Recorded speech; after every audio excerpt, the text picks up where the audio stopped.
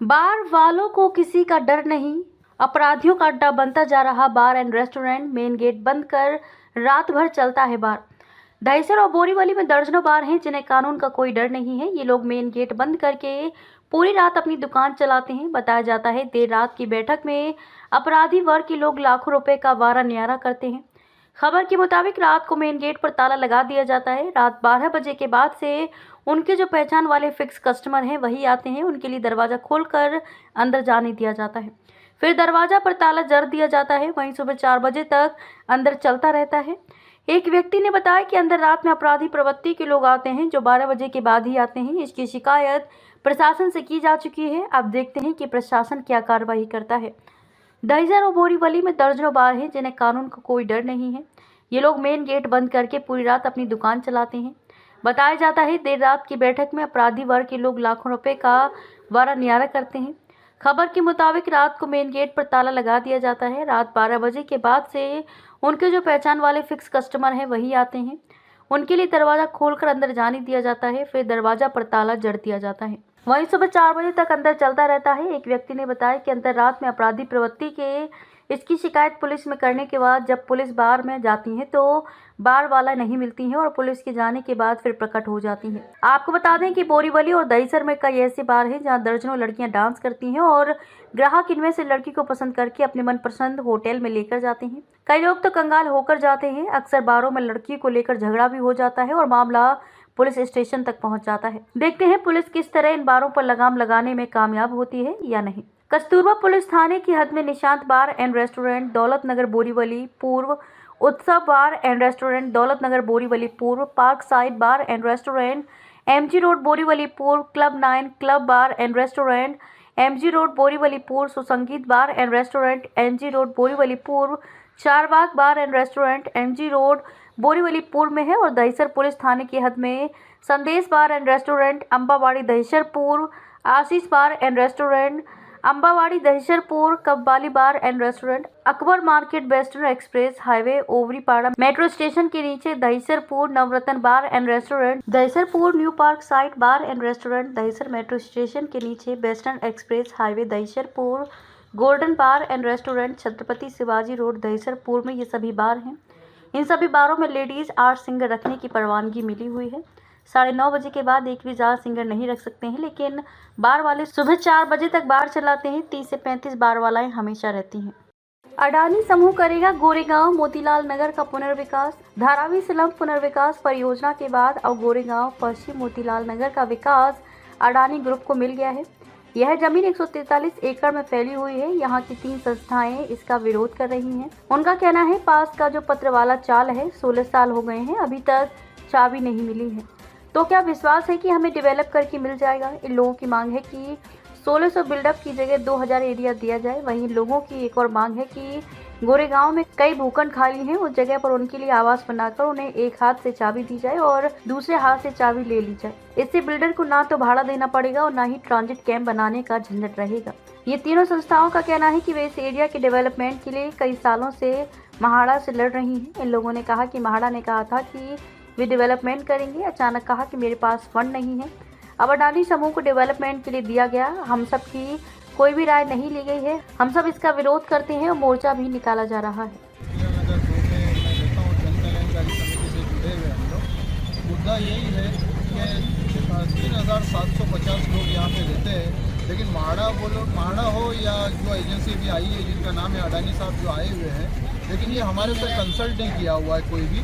ना महाड़ा ने, गवर्नमेंट ने हमारे से कंसल्ट किया है, ना कोई बिल्डर ने कंसल्ट किया है। डायरेक्ट ऑर्डर पास किया है, उनको काम करने का परमिशन दिया है। तो हम ये चाहते हैं कि हम लोग 3750 लोगों से आप परमिशन लो कि हम क्या चाहते हैं। और गवर्नमेंट महाड़ा ये चाहती है, महाड़ा जो चाहती है कि वो खुद से वो करने का, तो वो हम नहीं चाहते। हमको जो भी देना है कारपेट में दो, क्योंकि कारपेट जो है सेंट्रल गवर्नमेंट और स्टेट गवर्नमेंट ने कारपेट का जो सिस्टम लाया हुआ है, इसको महाड़ा और जो बिल्डर है नज़रअंदाज करके वो बिल्डअप में बात कर रहे हैं। और बिल्डअप में हमको बात नहीं करना है उनसे, कारपेट में आप बात करो।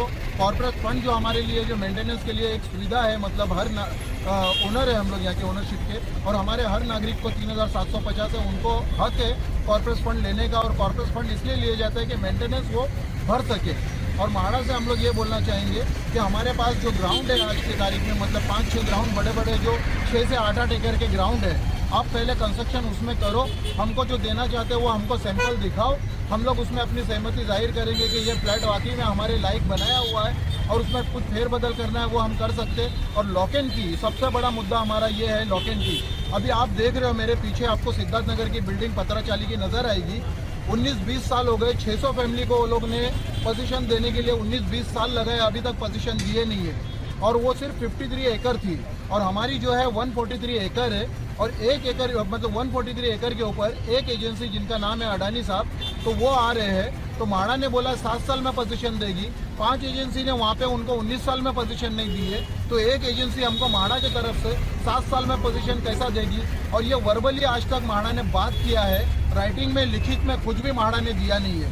राइटिंग में लिखित में हमारे पास देवे, कंसल्ट के लिए हमारे पास आए, जो डिमांड हमारी है उसको एक्सेप्ट करें, कारपेट देवे हमको। और सबसे बड़ा मुद्दा हमारा है लॉक एंड की। लॉक एंड की के सिवा हमारे पास कोई रास्ता नहीं है। आंदोलन रोड पे आया है, यह आंदोलन माड़ा तक भी जा सकता है और महाराष्ट्र गवर्नमेंट तक भी जाएगा ये आंदोलन। तो हमारी पहली और आखिरी मतलब चॉइस एक ही है, लॉक एंड की। और जो भी हमको देने का वादा किया है वो कारपेट में दे, बिल्डअप में नहीं। क्योंकि सेंट्रल गवर्नमेंट और स्टेट गवर्नमेंट ने कारपेट लाया है जब रेरा, तो आप मतलब बिल्डअप में क्यों बात कर रहे हो?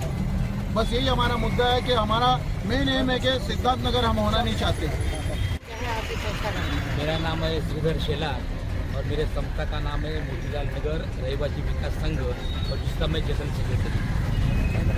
मेरी ये मांग है, हम लोग ऐसी मांग लेके चल रहे, ये चाबी के बदले चाबी।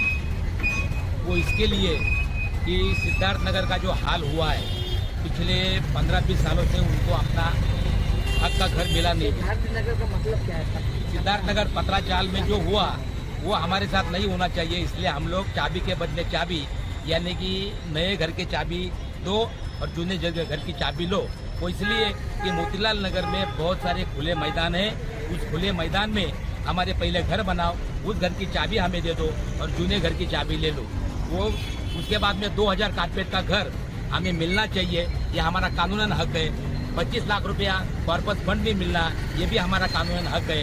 इसके लिए ये लड़ाई जारी है और हमें शिफ्टिंग नहीं चाहिए, भाड़ा का भाड़ा नहीं चाहिए और ट्रांजिट कैंप में हम नहीं जाएंगे। मोतीलाल नगर के खुले मैदान में हमारा आशियाना बनाओ, उसकी चाबी हमें दे दो और जूने घर की चाबी ले लो, ऐसा हमें साफ कहना है।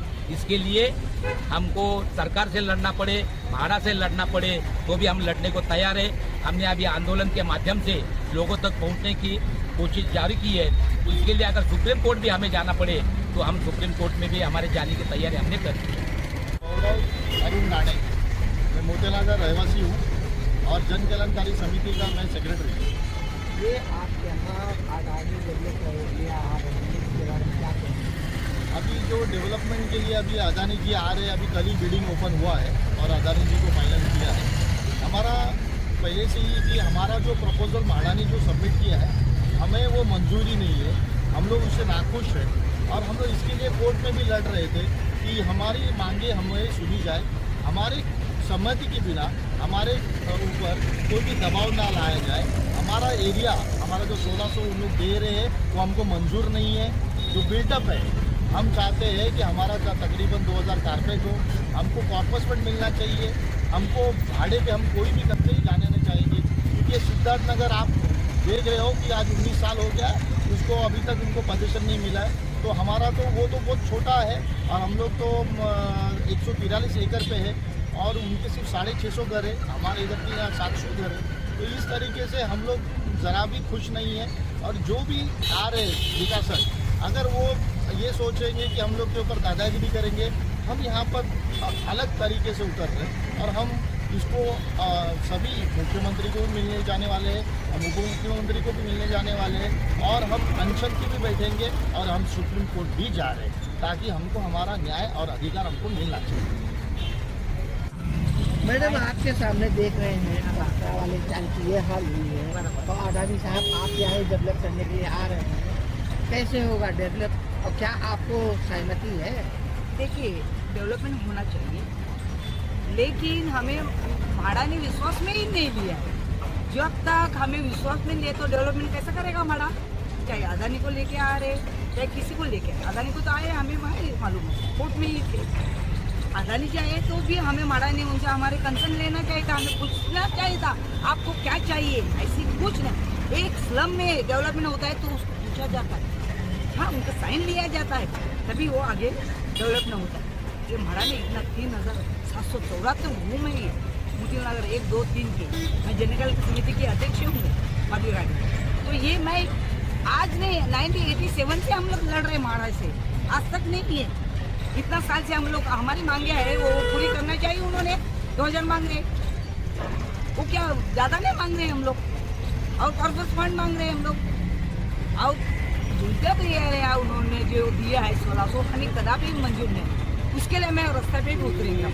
हमें जो गारंटी, बैंक गारंटी दिया है 500 करोड़ का दिया है, 36,000 करोड़ का वो प्रोजेक्ट लिया अदानी लेके आ रहे हैं, और 500 करोड़ का गारंटी किसको दे रहे? ये स्लम को दे रहे हैं क्या? ये तो हमारे रॉसेस है, खुद के हम वो मालिक है वो घर के, भाड़ा चाहे कुछ भी हो, बोला जमीन का मालिक है, लेकिन घर के मालिक हम है, और हक के लिए हम लड़ेंगे, रास्ते पे भी उतरेंगे।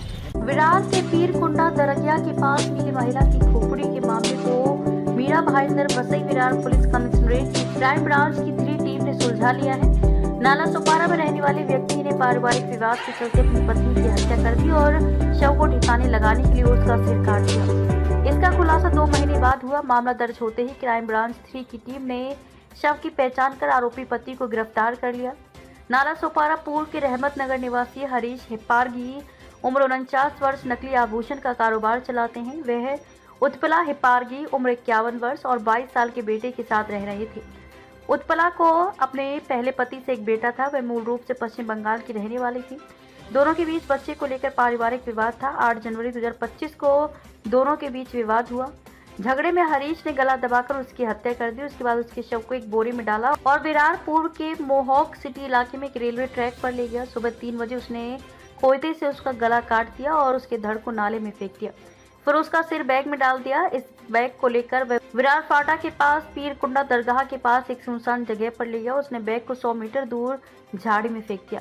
घर आकर उसने बच्चे को थप्पड़ मारा कि उसकी मां घर छोड़कर गांव चली गई है। उसके शव को ठिकाने लगाने से उसे राहत मिली, लेकिन गुरुवार होली की शाम पीरकुंडा दरगाह के पास से गुजर रहे कुछ युवक लघु शंका के लिए गए थे।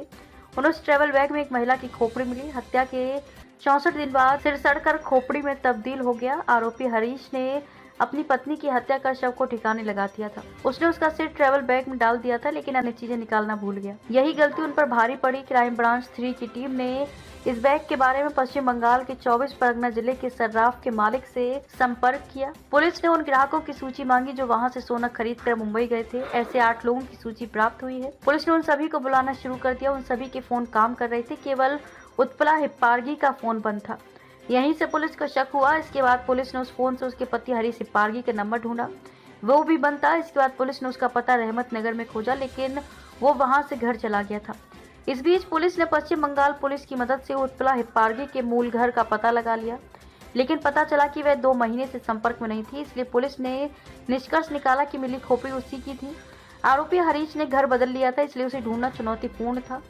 जांच के दौरान पुलिस को जानकारी मिली कि आरोपी ने एक बाइक खरीदी है। रात भर पुलिस ने इलाके में बाइक की तलाश शुरू की और बाइक नाला सोपारा के रहमत नगर में एक इमारत के नीचे खड़ी मिली। इसके बाद पुलिस ने रात में उस बिल्डिंग से हरीश हिप्पारगी को हिरासत में लिया और गिरफ्तार कर लिया।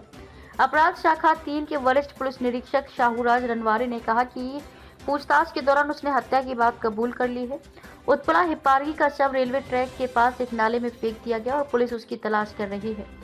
पुलिस उपायुक्त अपराध अविनाश अंबुरे, सहायक आयुक्त अपराध मदन बलाल, अपराध शाखा 3 के वरिष्ठ पुलिस निरीक्षक शाहूराज रनवारे, सहायक पुलिस निरीक्षक सुहास काम के साथ मुकेश तटकरे, रमेश अलदार, सागर बरवाकर, प्रशांत पाटिल, अमोल कोरे, राकेश पवार, सुनीले के मार्गदर्शन में अपराध शाखा 3 की एक टीम ने अपराध को सुलझाया और मामला दर्ज होने के 24 घंटे के भीतर आरोपियों को गिरफ्तार कर लिया। पाटिल युवराज वाघमोड़े, सुमित जाधव, आतिश पवार, तुषार दलवी, मनोहर तरण, महाराष्ट्र सुरक्षा बल के सागर सोनवने, साइबर शाखा के प्रवीण वानखेड़े, गणेश यादव, संतोष चौहान ने मामले की जांच की और अपराध को सुलझाया।